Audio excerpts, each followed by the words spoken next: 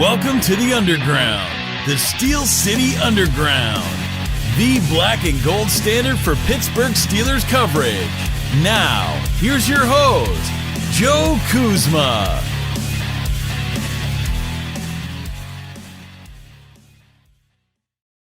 Hello, everyone, and welcome to a special edition, another draft edition of the Steel City Underground podcast. Coming to you for our first time ever live. For those of you who are watching on YouTube, my name is Joe Kuzma, and boy, are we delivering this week, folks. I got some more surprises for you right here, live and in living color. Not only a one Mr. Brian E. Roach, but also his arch nemesis, a one Nemesis Flash, Zach Saladonia. Brian, I know it's past your bedtime, buddy, but hey, how's it going? It's all right, you know. The draft day, I'm okay. I'm not thrilled, but I'm okay. Yeah, and Zach, I don't know, man. It wasn't exactly the pick that you wanted either, but we're here. We made it. We're all the way through the draft. Well, not all the way through the draft, but all the way through the first round. My heart was pounding. You're still alive, though. How you doing, man? I'm great. I'm all in. I'm all in on Kenny Pickett. I'm so psyched. He's the future. So pumped. He's our guy. That's what we need. Kenny Pickett. I'm all in. All right. Sounds good, man. Let's talk a little bit about this. This whole entire offseason is absolutely bonkers, isn't it? Like, how do you even begin with this? The Jacksonville Jaguars, they weren't even sure who they were going to end up taking in this draft, I don't think, up until like the last second or whatever. And then it was like the Detroit Lions just ran right up to the podium. And you go from there. Did anyone actually think that we were talking about this, discussing this, but did we actually think there were going to be five? Was it five? Yeah, five before, was it the Giants that first took an offensive lineman? 5 defensive players in a row, first time since what, like 1991? I did not expect to see that happening. Just so we have a little order of things, because we know how this goes. Brian, you could speak first, my friend. I absolutely thought that would happen. There was the only chance was an offensive lineman sneaking in high, but I didn't think that was going to be the case. I expected, the edge guys to go. I expected maybe a corner to go. We knew it was going to be a defensive heavy draft. It didn't surprise me. The only surprise was whether they were going to take Hutchinson first, and then they didn't do it. And the Lions just went yippee-ki-yay, and we're very happy. Yeah, and Zach, I mean, we talked about a little bit with this, and got a little more validation from some outside sources as far as the quarterback classes and what could end up happening there. And you know what? We hit the nail on the head there too, I think. But it was kind of, how's the best way to say this? You had to wait until pick 6, I guess, to really know where the draft was going to begin. How were you feeling when the Panthers were on the clock? Were you like, oh, geez, don't take Pickett, don't take Malik Willis? Where were you? Yeah, that's exactly where I was. I was saying that for probably their pick, the Panthers pick, the Falcons pick, and the Saints pick, both of their picks. I was saying that over and over again. Don't take Malik. Don't take Pickett. Don't take Ritter. Well, Ritter not as much, because I didn't think he would go that early. But pretty much Malik and Pickett, I really wanted to see what would happen if both of them fell to us. And that's what happened. And they ended up picking Pickett. That's a Freudian slip, maybe. But no, I'm excited about Pickett. And when I saw that the top 10 teams didn't pick a quarterback, I thought at that point it was 100% sure we were picking a quarterback. I thought that beforehand, but as soon as that happened, it was like, well, there's 0% chance we don't pick a quarterback. And I don't have any problem with who they picked at this point. Yeah, I think we were all kind of on board with that as soon as Terrell Edmunds re-signed that contract about a week ago. It became a little more obvious, but I don't think it was obvious that Kenny Pickett was always going to be available at pick 20. And as we go through and take a look at some of the picks from the very top of the draft. Obviously, Jaguars take Trayvon Walker, Aiden Hutchinson to the Lions. Derek Stingley Jr., was that the first real surprise of the draft at pick 3 to the Texans? I was kind of surprised that he was chosen over Ahmad Sauce Gardner. And feel free to chime in whenever you'd like, folks. We're paying attention to the chat here, and we'll get to some of these comments too that are rifling in. But same with you guys. I mean, how exciting is this? This is almost like a dream team right here. This is like the draft happening, having Brian and Zach. I mean, it took forever to get Zach here on video. It took forever to get me on video originally, and now all three of us here in the Hollywood Squares. Ike Ekwonu, or I'm sorry, I skipped over Kayvon Thibodeau. I'm sorry, it wasn't the Giants. The Panthers were the ones that went tackle. I had my cousin blowing up my phone the whole night. I was trying to avoid spoilers.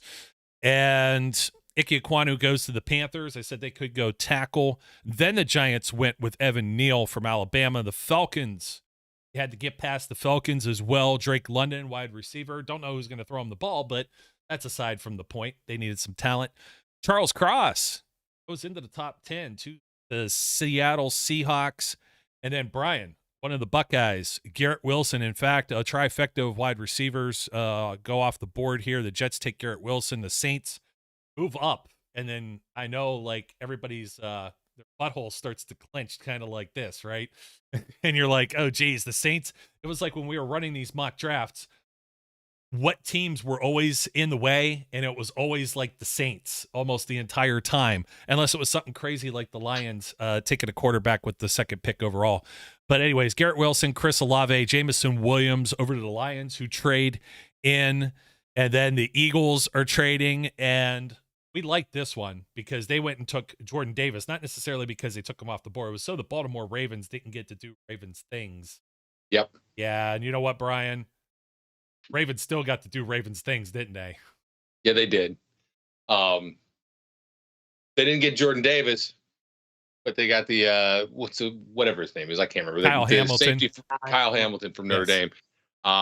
Who, it's interesting because you remember in one of the mocks we did, we talked about the fact that if he was at that point, should the Steelers try and make a move up, like, because that's not as nearly as extravagant a move.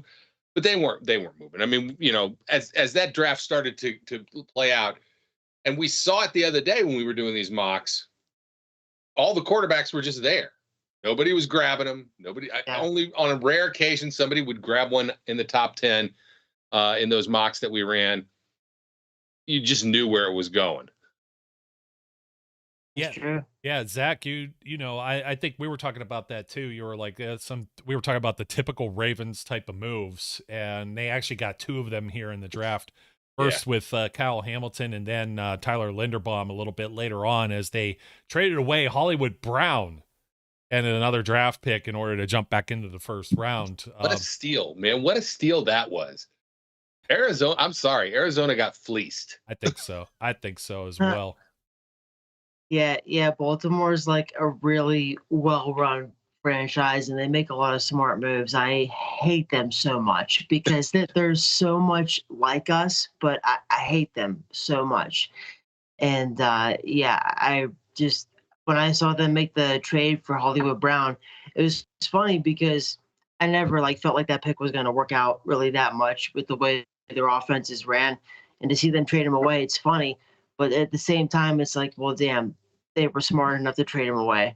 So I guess they get points for that. Yeah, and you talk about a guy who drops a lot of passes. He's certainly a lot worse than Deontay Johnson. And I have to address somebody that's in the chat, fellas, because they're trying to compare the Steelers organization to the Pirates. Just stop it. It's just it's nowhere near Bob Nutting and what they do. My goodness, that payroll, the three of us could probably come up with the Pirates payroll. I don't know that we're going to compete with that. Why are they the Pirates? What makes them like the Pirates? No, it's not necessarily that they like the Pirates. They don't like the pick, of course. So we should go find the mean tweets thing. I said we saw that earlier with the Josh Allen one that the Buffalo Bills put out, and it was a complete roast fest, which was pretty awesome, I must say. So let's pull through a little bit further. I mean, I said I would sympathize with the pick because if you're trying to get a quarterback, this is like the Najee Harris pick last year. It's the exact same situation. You have your pick of the litter. You go after the guy if he's there. You're not going to wait until the second or third round and hope that somebody sticks around. I know Brian still got is something in your teeth there, my friend? See, it's like, I understand the point. I understand why they did what they did. I understand what you're saying. My take is still that there was not a first-round quarterback in this draft. There was nobody that they should have taken, and that's the way I felt. I said it from the beginning. Now I was completely resigned to the fact that they were going to take a quarterback. I knew they were going to take a quarterback. I still don't like it, and that's why I said I would have been okay with Malik because of potential upside. He can sit, he can grow. We'll see. I will be, as I said to Zach earlier, I will be completely supportive of Kenny Pickett. I will be behind Kenny Pickett in ways that I never supported Mason Rudolph and still do not. I will support Kenny Pickett. Yeah, I'll have a question here for Zach too here in a second. Mark Malone. That's all I'm going to say. Mark Malone. That's the way that this is gone. Steelers draft Terry Bradshaw, first-round pick, draft a quarterback, Hall of Famer. Next first-round pick quarterback, Mark Malone, potentially one of the worst quarterbacks they ever had. I know who Mark Malone is. Arizona State. I know who Mark Malone is. I know. Well, that's okay, Brian. On last night's show with Lee Steinberg, who was an awesome guest. I can't thank enough for joining us. He actually mentioned Neil O'Donnell, who was one of his former clients, and I with somebody like that, like I just didn't want to bring it up. That I'm sorry, Lee, but we don't mention those names here. We just can't do it. Brian for Neil O'Donnell makes me so happy. It's so freaking funny to me, dude. I was like 1 year old when that happened, but it's so funny to me seeing Brian getting so jacked up over Neil O'Donnell. It's hilarious. Stop saying the name. Stop saying the name. Okay, so some more picks here. Of course, I said Jordan Davis and then Kyle Hamilton, 14 to the Baltimore Ravens, Kenyon Green, 15 to the Texans. And you had some more maneuvering because the Commanders had moved back. The Chargers stayed put. The Titans jumped back into this picture, and you're like, oh, great. Could they possibly get – everybody's so quarterback want or needy, you know what I mean? It seems like everything's quarterback driven, but we weren't sure with this class. So you have the Titans at 18 and the Saints at 19 that the Steelers had to dodge. And it was as soon as the Tennessee Titans picked Treylon Burks out of Arkansas, wide receiver at 18, it was like, well, I think they're going to have their pick of at least one of two guys, because a lot of people were linking Kenny Pickett to the Saints, and it was like, well, it's either going to be Pickett or it's going to be Willis, depending on which way they go. And of course, we all knew the Saints were just going to stand pat with Jameis Winston, Taysom Hill, and Andy Dalton. So, Mr. Fourth Down. But this is the exact situation that the Steelers were in last year with Najee Harris, and everybody hated that at the time. And I'm going to tell you why I ended up being okay with quarterback at 20. At 20, because we remember we mocked the mocks when it was Desmond Ridder at like 8, trading with the Falcons or whatever, or Matt Corral at 10 for some of these just insane mock draft trades that we saw. And I didn't want to give up capital. I didn't want to give up anything that would jeopardize the future of this team. And a lot of us were talking about, well, next year might be a better draft class. Well, maybe they pull like the Arizona Cardinals thing. You made a mistake the very next year, you take another first-round quarterback if nothing ends up working out. But we'll talk a little bit about that with Kenny Pickett, because they had their pick here. And it was funny. Did you guys get to see Kevin Colbert and Mike Tomlin grinning like the Cheshire Cats that they were? And they said that they had a much, much higher. And Mike Tomlin was like, I don't know, is he like had too much coffee or something? He was up a little later than usual. He had the biggest grin on his face, and including the call that went out to Kenny Pickett as well. But before we talk about Kenny Pickett, the quarterback pick here at 20, let's see what the rest of the draft ended up panning out like. We have the Kansas City Chiefs jump in at 21.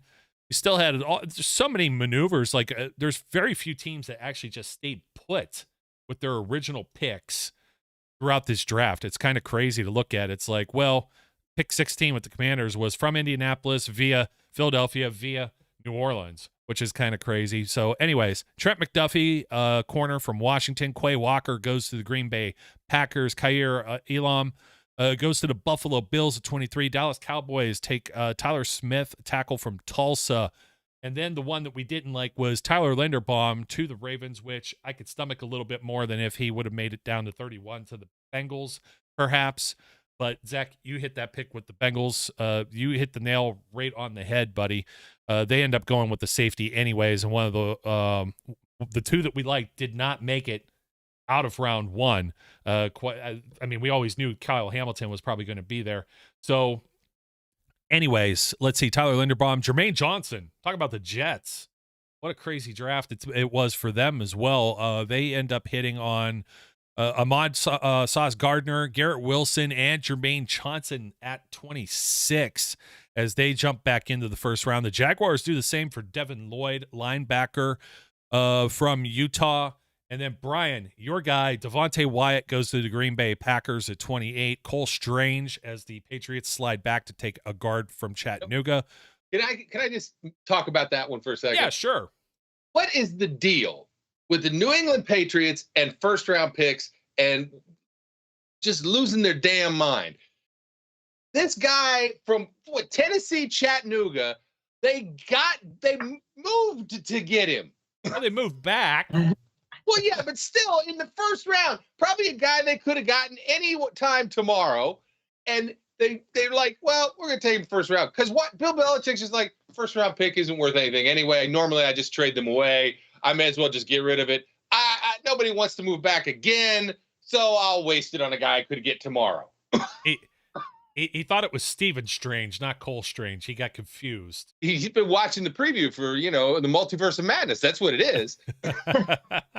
I mean, really, and truthfully here, Patriots sometimes just do the oddest things and don't always hit on their first-round picks either. Belichick is not known as a draft genius.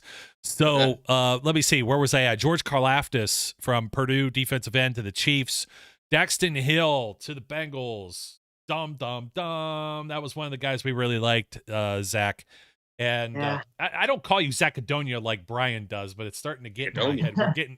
It's late and we're getting loopy, but you hit the nail on the head when they couldn't land Terrell Edmonds, and they were sniffing around for the Honey Badger, Tyrann Mathieu, and they didn't get either. They were looking for another safety, and then of course Lewis Seen, the other guy that we talked about quite a bit, safety from Georgia, one of many Georgia defenders that were off the board here in the first round, to the Minnesota Vikings at pick 32. I don't know. I see the value in taking Pickett where he was. It's not to say that any of these other teams may not have. This was a very defensive-heavy draft. I liked Linderbaum, and I really liked Jermaine Johnson, but I don't just know if he would have been the right fit, but the value, tremendous, even 20 all the way down to 26. And I know we liked Devontae Wyatt as well. So, guys, let's go with the Flash first because, Brian, we've been talking a lot more. Give him a little bit of airtime. Zach, is there anybody else you would have preferred other than Malik Willis or another quarterback? Would you have went any other position here at 20 for the Steelers? Well, maybe I would have considered cornerback, possibly, or receiver. But no, I felt like after we got to us and there were no quarterbacks selected, I thought it was pretty much a shoo-in. They were going to pick a quarterback. So I was prepared for that. And I was surprised, honestly, that they picked Kenny Pickett over Malik. And but I'm okay with it because I said a bunch of times with you that I thought that they were really interested in either Malik, Kenny Pickett, or Desmond Ridder more than anybody, and they ended up picking it. They ended up picking Kenny Pickett. That's you were so sold. You're so sold on Willis. You already had his jersey on order, probably like a Steelers custom or something. You were trying to guess his number. Bitch. Oh yeah, 100%, absolutely. He was the number one choice. That's who I wanted the most. But I was still okay with Kenny Pickett. He was in the top 3 of guys who I thought that they were actually interested in, and guys that I actually thought that I would be okay with on different levels. Of course, like I was really excited for Malik's ceiling, but I still like the fact that Kenny Pickett is ready to go right now, and he showed progression throughout his college career. And just because that his final year in college was his best year, it doesn't mean that his ceiling has been met. That's the whole thing that I was thinking about the other day, because I do like Pickett, and the whole thing is that, like, oh well, he doesn't have a high ceiling like Malik Willis or Desmond Ritter. Well, who's determining that? Because if you're really tracking what he's done, he's gotten better each year and each year and each year and each year. And his final year, I mean, I hate to, people do this all the time, and people roll their eyes, but that's exactly what happened with Joe Burrow. Is like his final year in college, he was like the man, and just because that was when he finally got it, you've seen what he's done. So I don't feel like Kenny Pickett, just because it took him this long to get it and make him an elite quarterback, means he's necessarily met his threshold. If that like makes sense, that long-winded point.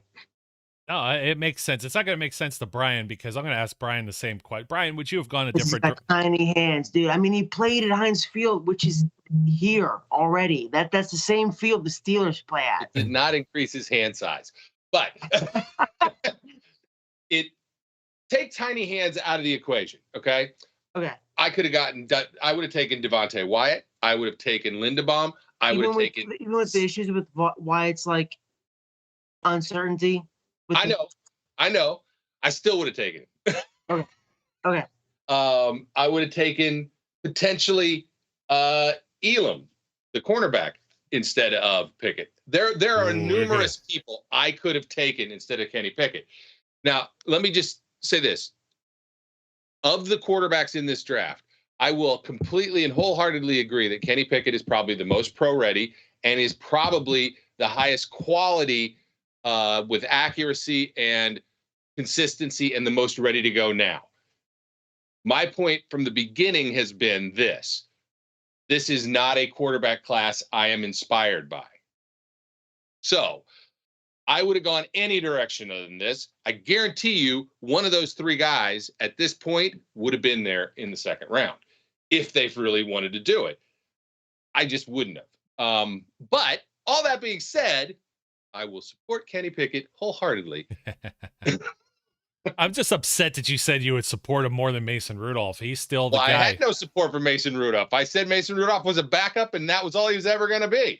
Yeah, and I'm sticking to my guns. Well, this is where it really goes off the rails, and being a later show where we're all lacking sleep and maybe all of our other vital signs are falling at this point. But number one overall, I was making fun of Zach. I was thinking about the jersey thing, and I'm like, oh geez, he's already got the Trubisky one on the way.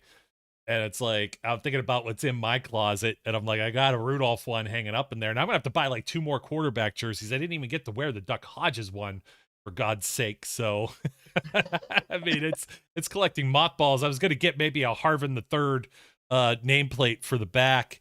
And yeah, we've got some comments about there's some people who like the Pickett pick, and there's people who are talking about the small hands being good. Pickett pick, dude. He's the future, bro, and they'll probably give him number 8. No, Carl Joseph has it right now. They're gonna take that, dude. He's the red shirt safety.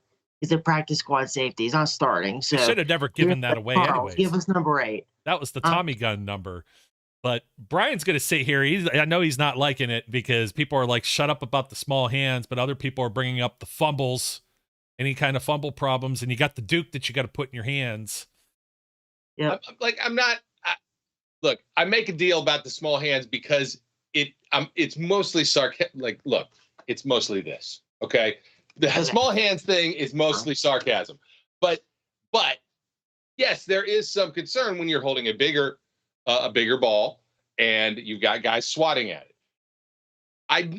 That's really not the primary concern with Pickett in my mind. It's more about whether I think any of these guys are guys that were worthy of a first round pick. And I just didn't. I didn't from the get-go. And I still don't. But he was their first round pick. So I hope it works out, because if it does, I'll be happy. And if it doesn't, I will not be the one that says I told you so.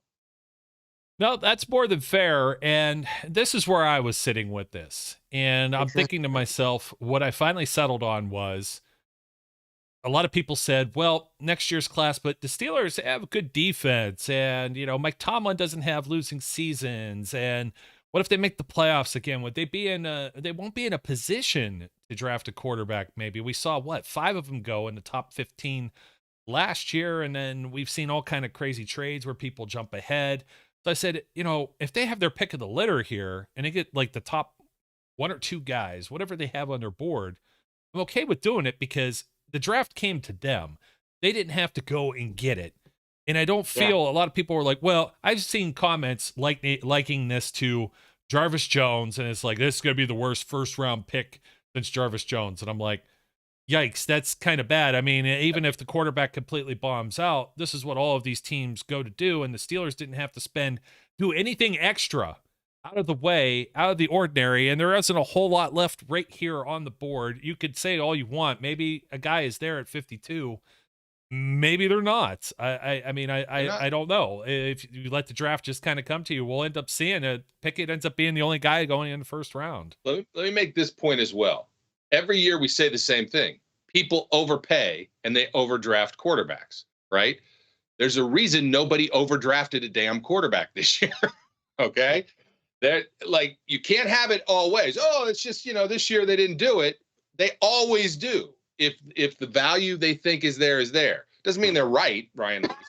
But quarterbacks get overdrafted. And if no quarterback is getting overdrafted, if the quarterbacks fell to them at 20, that's telling you that the other teams didn't see them as worthy of being pulled up. I'm not saying Pickett's going to be bad. I'm really not. I don't know.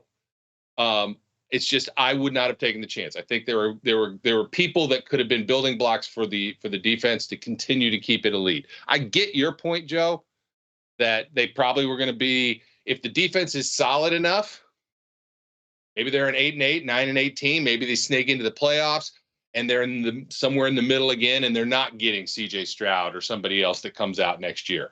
Bryce anyway, right? Yeah. 10-7. I'm sorry. 10-7 because there's another game. 10-7. That could win the AFC North. We talked about this all of last year. Got that extra game. Yeah, 17. Yeah, it threw me off too, man. Don't do that. I'm not accustomed to it yet. I still can't get used to the Las Vegas Raiders with Ice Cube wearing an LA Dodgers hat at a Vegas draft party. I don't know. That was kind of driving me nuts. But yeah, here's another one I think we're going to need to discuss, though. I think everybody all of a sudden, whether they like it or whether they don't like it or whether they hate it, everyone's going to say it's the first round pick. Everyone's going to be excited come training camp. And then you're going to get to the preseason and maybe Kenny Pickett beats up on a couple bums because these guys that come fresh out of college with that type of pedigree, that's what they usually do when they're playing against the third string future grocery baggers of America. The players that aren't going to even make the practice squads, that are going to be cut off of the 90-man rosters. And then they're going to be begging for him to play. And I can almost guarantee it, unless Kenny Pickett comes out, shot out of a cannon like this, I don't envision a world where Mike Tomlin puts him out on the field or even has him active on game days unless there's an injury. You're going to know quickly, right? Look, these guys, I think all 3 of these quarterbacks are going to get their opportunities in preseason to start a game. All right. So they're not all going to be playing against scrubs in the third and fourth quarters. Right. Pickett will probably get his chance to be in the first quarter against potentially higher level competition. Trubisky's going to get that chance. Rudolph's going to get that chance because I don't think they know who the hell their starting quarterback is at this point. No, that's a fantastic point. What do you think, Zach? You think there's any chance that Kenny, week 1 starter, we talked about this, no matter who it was going to be, the Yinzers are going to be just banging down the pitchforks and torches, banging down the door, banging down the gates? Yeah, I think Kenny's starting by week 4. I think Kenny's starting by week 4, dude. I think, you know what, it's one thing. It's not Malik. It's not Malik. It's Desmond Ridder. Kenny Pickett was the pro-ready guy. And I was all in on Mitch, dude. I really was, and I still am. But the thing is, Kenny Pickett wasn't like a sit for a year project. He's not. He was the one who was supposed to go to the Panthers because he was the one who was supposed to be ready to go right now, pro ready.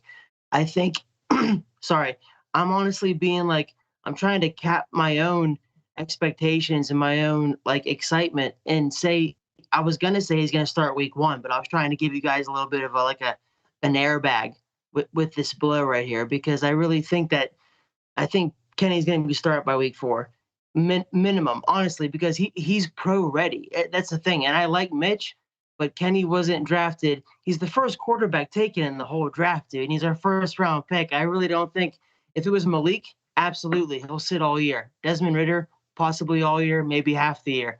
But Pickett, one of his whole attributes and the things that people love about him is that he's ready to go right now. So I think we see him as a rookie start a few games, minimum. I mean, that's important to say. He was the pro ready guy. What's up, Brian? Nothing. I'm just going to say, if he wins the competition, I can see him starting week 1, right? If he can, remember, Trubisky came out of college and played 1 year, basically. Yeah. You know what I mean? So he wasn't ready when he got out of college. I mean, Kenny played for 4 full years on and off, had one really stellar year, mediocre the rest of the time. But Mitch, it's still more experience. He's probably got as many snaps and as many plays as Mitch does now. Yeah, in his 4 years of college. So it's not going to be a total shock if he wins the competition. But if Mitch wins the competition and doesn't stink up the place, right? I don't think Kenny starts. He's got to. I think he has to win it out. Yeah. And then see what happens, because they're not going to pull Mitch if they're winning, right? Yeah. Even Absolutely. If he has an off game, they're not going to they're not that quick to the trigger. You know what I mean? It's not going to be like, well, you had a bad game, but we're 4-1 and you had one bad game. Now we're going to Kenny. But the Yinzers will say that. Oh, we lost a game. Kenny has to come in now. Mitch is done. He got us through 4 games. Yeah. If Mitch wins the job, he has a long leash for sure. If he wins the job, he has a long leash for sure. I agree with that absolutely. I mean, Mike Tomlin left Ben Roethlisberger in without the X-ray machine, or was going to, and then there was the X-ray machine thing and with the Raiders and all of that jazz. It's and he pulls him right back out onto the field when Josh Dobbs was throwing a couple errant passes there back at the old Oakland Raiders. I don't know, guys. I'm not the same on board with thinking, and Brian, you're going to love this comment that's over from one of our viewers here on YouTube, and he's like, I'm not sure that Pickett beats out Mason Rudolph, and I'm not sure which broadcast that you were watching, the rest of you guys. I had all 3 of them going, but I had the audio going for NFL Network, and NFL Network, Rich Eisen, it's the Steelers pick. The pick is in. And it was either him or it was Charles Davis. And one of the two had said they already have Kenny Pickett on the roster with Mason Rudolph. I've heard that comp as well. I have absolutely heard that comp. I don't look, and you know what I thought of Mason. I don't agree with that comp. All right. I don't agree. Dude, Kenny is so much more athletic, dude. He's so much more athletic. He's so much faster. That is not a good comp at all. Not at all. You know what's funny though? We all ragged on Mac Jones, and who had the most success as a rookie? It was the immobile doughboy. And I know it's the I still don't like Mac Jones. I'm on that hill. I still don't like him. I'm still on that. I was not impressed that much by what he did as a rookie to regret what I said last year, that I don't want the Steelers to draft him. I stand by that. I would not be excited if he was the quarterback this year at all. I'm 100% with you. Yeah, I know. I stand with you. We're all shaking our heads. Firmly, my brother. I stand with you. Doughboy, no. We stand with Flash. I mean, there were people that were talking about that. Why didn't they move up to try and get Mac Jones? And just scratching my head. But somebody had said, what if Mason Rudolph beats out both Trubisky and Kenny Pickett, the local Yidzers. If that happens, we're in trouble. And somebody else said Mason needs to go to the USFL. We'll be drafting another quarterback next year. That's what happened. Mason needs to go to the USFL. Whoa. That's not an Edmonds type reach. Stop with that. We are Edmonds stands here. Remember, Morgan Burnett was supposed to start that first year. This is why I'm like firmly of the belief that Mike Tomlin said he wanted a veteran quarterback. He went and got one, and he's got another one on the roster if you want to call Rudolph with his like 10 games or so of spotted experience as a veteran. But Patrick Mahomes with Andy Reid. I mean, they don't throw him out there to the Wolves and let Alex Smith play. Aaron Rodgers sat for 3 years before he took over for Brett Favre. So it's kind of where I'm at. It's like you might be pro ready, but you want to ruin the guy. And it's the difference between what you're saying. If he wins the job, yeah, that's a different story. I don't think you rush him just because all the Yinzers are like, oh, new toy, right? Absolutely, you don't. If he ain't ready, then you don't play him. But if he wins the job, he wins the job. And that's exactly where I'm at with that. Is you could be patient. That's the Absolutely. name. That's the name on the jersey, Pittsburgh Steelers, and this is a little more stable. This isn't like one of these other situations. I mean, even look at the Saints. You've got Dennis Allen jumping in there. You've got a new coach. You know what I mean? Matt Rule, if he would have went to Carolina, you have to win right there. The Atlanta Falcons, that's not a situation where any of these quarterbacks would have flourished, I don't think. But at least with the Steelers, and Mike Tomlin has been there.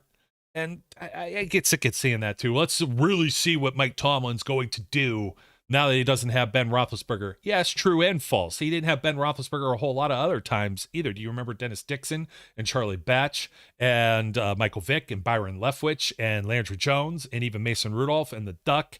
And we didn't get to see Gronkowski. He got like 3, I think, snaps in that playoff game. He never really got to play, but just about every backup almost got some type of PT.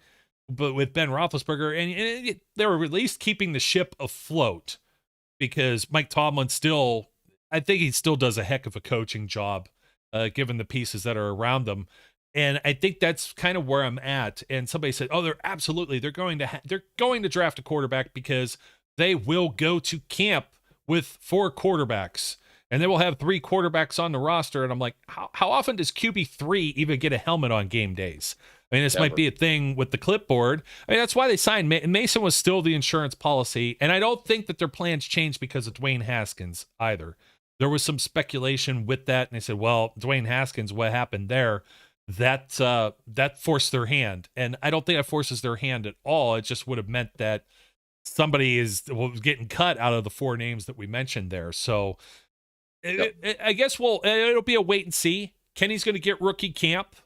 He'll be eligible to throw the ball around for the next 2 years, so he'll get some extra reps. It might not have to if he ends up winning the job. They won't risk doing that again, of course, the following season. They may even take it light, and they'll bring somebody else in. It may end up being their camp arm. Might surprise them, just like Duck Hodges did, who, by the way, retired. I'm not sure if you guys saw that. So I did. Canadian Football League and everything like that. Hey, he's got a bright future. That guy could be one of the Duck Dynasty type people, too. But M Squared gave him a bunch of grief. Yeah. When doesn't he? I know. Not our favorite guy. What do you think? You know what we're talking about, right, Zach? M Squared rhymes with Madden. Yeah, no, I picked up on it for sure. Yes, not the biggest fan there. So fellows, what are we thinking about maybe as we're heading into, well, not quite tomorrow. We're already past the midnight mark here on the live show for all of our 2%ers on YouTube. So what kind of targets are we looking at for tomorrow in the draft? Wide receiver. Yeah. I would say to go along with my mock, I would say wide receiver. You know, I mean, that's what I thought. I thought Malik was the target, and they went with Kenny Pickett. So, I mean, I saw quarterback coming, and they went with Malik, or they went with Kenny Pickett. Jeez, how many times is that going to happen? I don't know. How many adult beverages did you have tonight? It wasn't McDonald's, or it was McDonald's with a Diet Coke. Just two. But how big were those 2, Zach? Like this big? The big Iron Cities. They were 8 fingers for Kenny Pickett. 8. But yeah, I think receiver. They could go receiver. They could go corner. They could go O line. They could go D line. There's a lot of places they could go, but I would hope receiver. Yeah, I'm looking wide receiver. Is it absolutely wide receiver with the second pick? I don't know. Depends on what's there. They will go BPA, but focus on wide receiver for sure.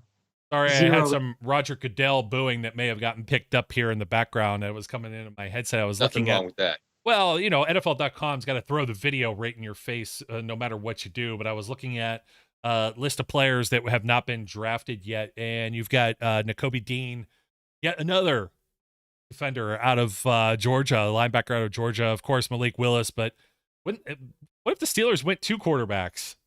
I know they would never do it. Kevin Colbert wouldn't do that. And somebody else was also mentioning in the comments too. There was, I don't know if it's the same person that was doing so, but they were talking about, well, when the new GM comes aboard, and for those of you who haven't joined us before, it's been a while.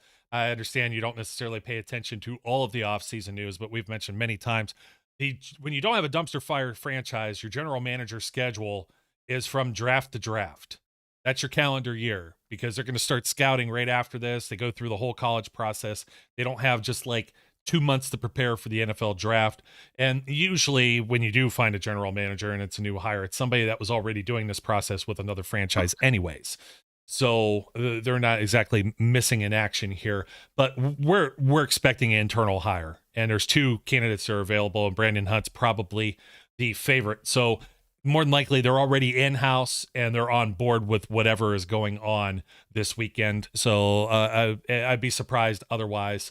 And I don't think that anybody that they bring into the Pittsburgh Steelers, the organization, would hire someone that's just going to clean house and start getting their own quarterback and their own coach and all of these other things. It's going to be somebody else who fits the standard type deal. So that's not the way they operate. Now, Breece Hall, running back, Boye Mafe. Boye! Yes, Boye. Boye's still hanging around. Andrew Booth is still there, corner. Travis Jones. That's crazy to me. I can't believe Booth slid that far. Yeah. Kenneth Walker. I mean, none of the running backs went. Arnold Ebekete. That's not that crazy, because Najee is sensational and generational. That's not surprising to me at all that no running backs were taken first round. None. Literally, I did not think one would go first round, not even for a second. Yeah, I didn't either. It didn't seem like a very strong draft for that. So we'll have to take a look here. Let's see, who else do we have? Looking at maybe wide receivers. I'm tired of looking at quarterbacks. Jalen Petrie, safety out of Baylor, is still hanging around. Yeah. Bernard. Nice. Yeah, Bernard Ryman, tackle Central Michigan. Nick Benito, another edge rusher. Sky Moore, somebody who's been very favored in our mocks, as was one of your guys, North Dakota State wide receiver Christian Watson. Yep. Sam Howell's still there. David Ajabo, Logan Hall, Roger McCreary, Jaquan Brisker. I mean, there's really, I mean, I'm almost getting into the 50s here now with some of the names. Nicholas Petit Frere. So Leo Chanel, we were saying George Pickens. I think someone already said that in the comments. We've been pretty high on the wide receiver out of Georgia. We'll see. Some people claim he didn't interview well, but that's like a classic type of Steelers move as well. But I'd love to see Sky Moore fall there. Also Nick Cross, the safety out of Maryland. So there's still quite a few names. John Mechie, the third, Alec Pierce, quite a few. And we get 2 of them tomorrow. Was it 52 and 84, I think? Is it 84 for the other one? So we'll see. We'll see if the Steelers end up moving anywhere around.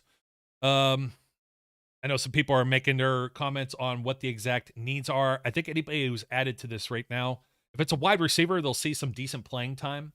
Yep. Offensive line, yeah, dude. offensive line, sure. Anything else is probably depth at this point. They have all of their starters, and even Kenny Pickett, maybe not a DL starter. is the other question mark, because we don't know what Stephon Tuitt's status really truly is.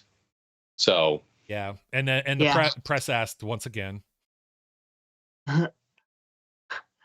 I know. What? Well, they're going to keep asking, but they're not going to get an answer. You know when they're going to find out? When training camp comes.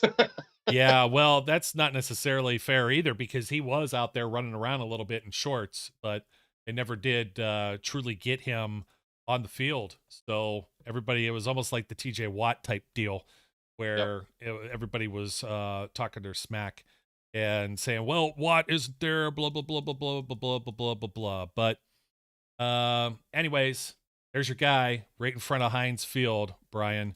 I know you're terribly excited about the small hands. Joe Burrow overcame. He overcame and conquered. I think we lost the flash. I think maybe something cut out on his end, but that's okay. We are... It happens with a live show, baby. Yeah, it does. So we are up against it. Thank you, everyone, for joining us. We told you we had a surprise for you. First live show. There's a Bengals fan who jumped in here. We can't wait to play you guys. Yeah, whatever. Whatever. Like, can you install like something? Like, you got the most boring stadium in the NFL. Like, it is literally boring. But my old alma mater in Youngstown built a concrete block in 1982 that has more personality than Paul Brown does. It's just terrible. And the Bengals don't have an indoor practice facility, and they're trying to get some taxpayers on the hook for that now too, Brian. I don't know if you saw that. So as well as I get the needle, that's fine. But hey, Bengals made some nice off-season additions here. I'm not gonna. They did, and I love their pick. Yeah, well, the Ravens I love their pick. So, and I like the fact that the Browns had no picks. Oh, good for them. I love that even more than almost anything else. That is the best. So, don't forget to like and comment and subscribe, folks. And until next time, well, first I'll introduce our friend who is off screen now, A1 Flash, Zach Saladonia. Thanks for taking the time late to join us and all of our SCU family out there. My name is Joe Kuzma, and that is Brian E. Roach. As we do each and every time on this show, we encourage all of our listeners out there to be safe, be good, and we'll catch you later. We would like to thank you for listening and remind our listeners to follow us on social media and our website, www.steelcityunderground.com.